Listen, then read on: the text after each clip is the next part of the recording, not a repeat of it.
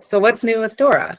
Well, if you saw yesterday, Nathan also put out and shared that we have published a new article under the 2025 DORA research about what frameworks you should use when you're measuring against your goals. And so I encourage you to take a look at that. I'll drop a link to that directly here once I pass off to Eric. The 2025 survey did close, and we had incredible response this year. The team is working fast and furiously on the report, and so it will be coming out soon-ish, and very excited for that and to hear and have lots of community discussions about findings from this year. The DORA awards were announced. I guess it's now probably a couple weeks ago. Encourage you also to check those out and read the kind of the case studies on how these teams are using the DORA research and continuous improvement to help them reach their goals as organizations. Then we do have now a more global DORA community. We've always had a global DORA community, but we have more opportunities to have global events. And so there isn't anything on the calendar yet, but in the next couple of weeks, you'll see another more EMEA APAC friendly time meetings coming on there. Oh, all right. With that, I'm going to stop talking and I'm going to pass it over to Eric Maxwell. Eric, I've had the opportunity to work with Eric for the last several years on DORA, and it has just been such a delight. You know, he's every day working with teams, helping them implement and use the DORA research.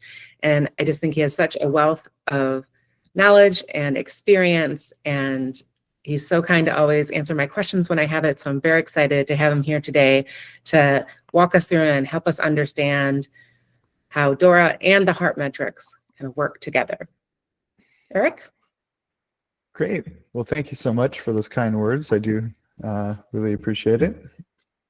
I'm Eric Maxwell. I lead DORA on the Google Cloud consulting side of the business. I'm also a member of a team that we call Delta. So we're an innovation and transformation team on Google Cloud Consulting. So I help with the research every year and also help and contribute to authoring of the reports. So today we're going to talk about DORA and the H.E.A.R.T metrics. So in order to really build successful products, you need two things. You need to have a really well-oiled delivery engine. So you need to be able to understand the efficiency of the development and the development process. And then you need to deeply understand your users, and you need to understand what the quality of that user experience is that you're bringing to your users. We understand from a DORA perspective that being able to be really great at that delivery engine is a big predictor of organizational success. Depending on the year, it's anywhere from like 1.5x to over 2x in being able to meet or exceed your business goals. So that's why we always talk about, hey, if you do these software delivery processes and if you focus on these capabilities in DORA, it will predict higher levels of success from an organization perspective. And we see this in the DORA model. I'm sure you're all very familiar with this, but this is showing that when you focus on these capabilities and fine-tune your delivery engine, you can expect these outcomes. And the way that we get there is because these capabilities improve your ability to deliver software quickly with high levels of stability and high levels of reliability. And so we see this predictive nature, and I'm sure that you've seen this model and have seen us talk about these things before in the past. So when we talk about the delivery engine, it's really about focusing on these capabilities. We use the DORA 4 key metrics then to measure the performance and how we're doing in these capabilities. So these are like a lagging indicator for these capabilities. And then we can and then we would expect these outcomes based on our research, for teams that are able to do really well from a performance perspective. Also, our research shows that being user-focused is a very strong predictor of organizational success as well. So our research has shown that from a technical perspective, you can predict higher levels of organizational performance, but we've also done a lot of work in the last few years on user centrism and being user-focused and the gains and things that you can get from being user-focused. I think this was from 2023. We showed that if you have a very strong focus, teams that are very strongly focused on their users can expect a 40% higher organizational performance than those that are not. We also see the well-being metrics being increased. So when you take a look at job satisfaction, 20% higher levels of job satisfaction. So it's not just being great at technology, but it's also being great at understanding your users and building with your users. We also saw basically every technical thing that we've looked at from a capability perspective can be improved by being user-centric. So we showed that like trunk-based development, continuous integration, security, continuous delivery, all of those things are improved by being user-centric. So what does it really mean to be user-centric? Well, I'm sure that you've guessed that this means putting the user at the center of everything that you do. So the way to do this is to understand the user's needs by getting feedback from your user. And you use this then to prioritize and to reprioritize the things that you're delivering and the features that you're giving to your users. You really need to understand what it is that your user is trying to do. So a great way to do this is by doing what's called a critical user journey and understanding the different personas of your application or service, and then understanding what that journey looks like for them. What are they actually trying to accomplish, and how are they going to accomplish those things from start to finish? Also, teams, we see from a DORA perspective that teams that focus on their user and that put the user at the front of what they're doing. So not just teams, but if this type of philosophy expands throughout the organization, this is how you drive success at the organization level. And also with businesses that put the user and say that, you know, being user focused inside of our organization is a top priority for us. And so it's not just the teams, it's not just leadership, but it's kind of like the idea where we talk about, like, you know, security is something that everyone is responsible for. So, you know, deployments are something that everyone is responsible for. Well, user-centrism and being focused on the user is also something that the entire organization needs to be focused on, and it needs to be a priority for the entirety of the business. So this was some interesting data. This is showing here in this graph is showing that teams don't necessarily need to be elite status from a software delivery perspective in order to have great product performance. I guess before we started looking into user centrism, you know, we always knew that being really good at shipping software quickly with high levels of stability and reliability would lead to good products and good product performance. But now we're actually seeing that user-centrism and being user-centric is the most important thing for creating great products. You can create better products by improving your speed and your stability, but the key to creating good products and really great products here is having that high level of user centricity.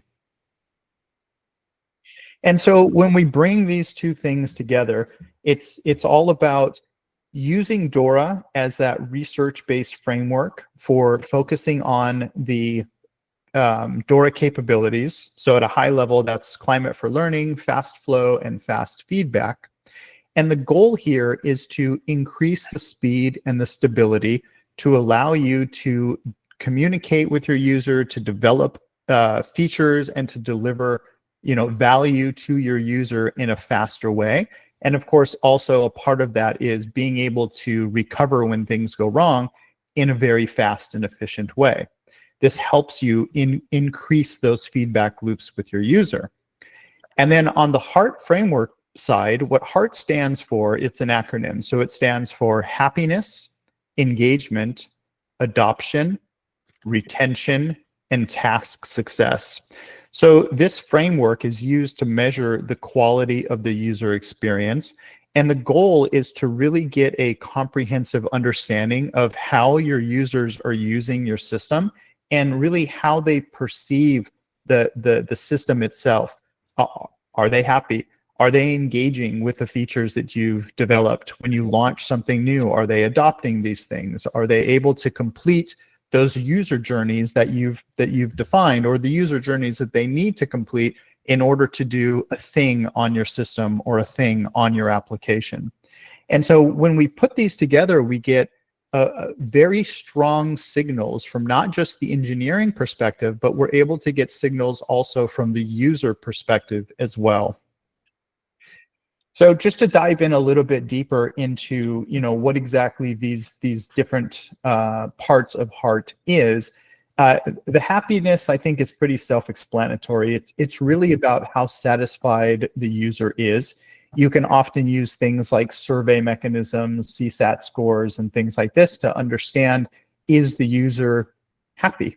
And then when you talk about engagement, it's really about, and you'll see that we keep going back to these CUJs, or these critical user journeys, because when we're thinking about the experience for the user, we think of it in the context of a journey, of trying to do something from start to finish. So when we think about engagement, it's how often are the users able to complete this journey? And we can take a look at this and measure this through the use of product logs is a good way to do this. And then we want to look at adoption. So, how many users are completing the journey? Are those new features and things that you're putting out, are these things getting adopted? And then we also want to look at retention, which is how are users staying in the thing? So like when they're trying to accomplish that CUJ, how many of those users drop off because they can't complete the CUJ? So that's how we think about that. And then task success. So this is how easy is it to complete that CUJ? So like how much friction is in the system when they're trying to complete that critical user journey? And you can measure this at the task level, at the goal level. But really what you're trying to understand is, is that critical user journey, is it easy to complete for your users? So when we bring this all together, and when we think about DORA and H.E.A.R.T simultaneously, we're really able to understand the metrics from the development team, and also then the outcome or the value that we're delivering to the user. And this really allows us to get a more holistic view of what's going on. And so the better your DORA metrics are, the better your DORA capabilities are, the quicker you can respond to insights and from signals that you're getting from the user experience metrics. So it's all about using both of these frameworks to more and better inform on the other side. So as an example, if you're looking at a really high change failure rate, this can lead to low levels of happiness. This can also lead to low levels of task success. Another way to look at this symbiosis is that if you have a very short lead time for change, this means that you can really quickly act on like user feedback that you received. So if you're getting feedback from your user, you can act on that. You can change things in the user experience very quickly. And then this can lead to an improvement in engagement for your users, improvement in those H.E.A.R.T metrics. But one of the things that I really love about combining these two things is it creates this sort of shared experience between the developers and the product teams, the design teams. You know, a lot of times we talk about, hey, you know, you should be a product team and have a product manager and have these cross-functional representations with engineering and product and business, and you're all going to work together in total harmony.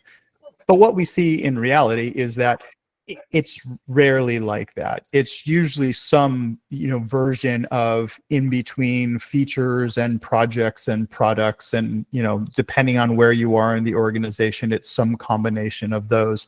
Generally, everyone's trying to move into being a product organization, but not everyone is really there. And so this allows those shared goals and shared understandings, which I really think is pretty cool. And at the end of the day, what you're doing is you are thinking holistically to deliver value to your users and to deliver things that your users love to use and love to interact with. And so the way that I like to think about this, and this is how I will close today, is that DORA lets you know if you are building it the right way, and H.E.A.R.T tells you if you're building the right thing. When you put those things together, they really help you understand if you are building the right thing right. And that's what I have for today. So thank you very much for listening. And I look forward to the lean coffee.